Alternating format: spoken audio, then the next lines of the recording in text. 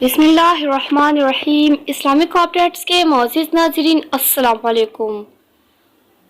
صدقہ خیرات کرنا، یہ 1282 ہجری کی بات ہے۔ سعودی عرب کے بریدہ شہر میں منیرہ نامی ایک نیک اور صالح خاتون نے مرنے سے پہلے اپنے زیورات بھائی کے حوالے کیے کہ میری وفات کے بعد ان زیورات کو بیچ کر ایک دکان خرید لے، پھر اس دکان کو کرائے پر چڑھائے اور آمدن کو محتاجوں پر خرچ کر دے۔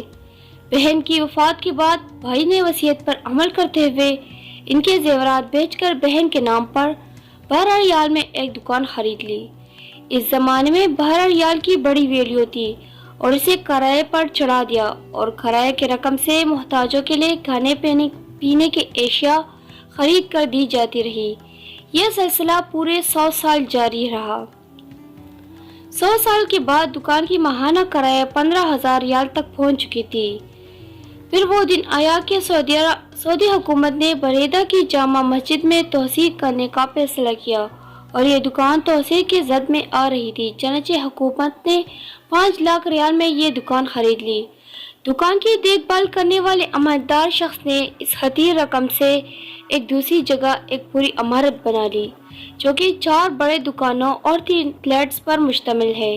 ان دکانوں اور فلیٹ سے اب ماہانہ لاکھوں ریال کرایہ آتا ہے اور یہ کرایہ اللہ کی راہ میں خرچ کیا جاتا ہے۔ 150 سال پہلے اس نیک خاتون نے 12 ریال اللہ کی راہ میں صدقہ جاریہ کے طور پر پیش کیا تھا۔ آج وہ 12 ریال لاکھوں ریال میں تبدیل ہو گئے ہیں۔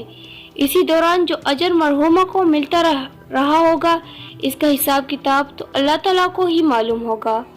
سوچنے کی بات یہ ہے کہ اگر وہ اپنے ان زیورات کو سماج کی روایت اور رسم کے مطابق اپنی بیٹی کو دے دیتی اور بیٹی آگے اپنی بیٹی کو دیتی، پوتی تک پہنچتے پہنچتے یہ زیورات پوسیدہ اور آؤٹ آف فیشن ہوتے، پھر کہیں پھینک دیے جاتے۔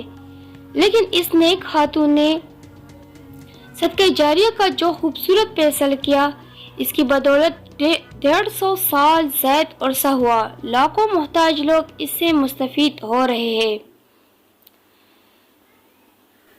اللہ تعالیٰ کی راہ میں پیش کیے ہوئے صدقے کو حقیر اور کمتر نہ سمجھے۔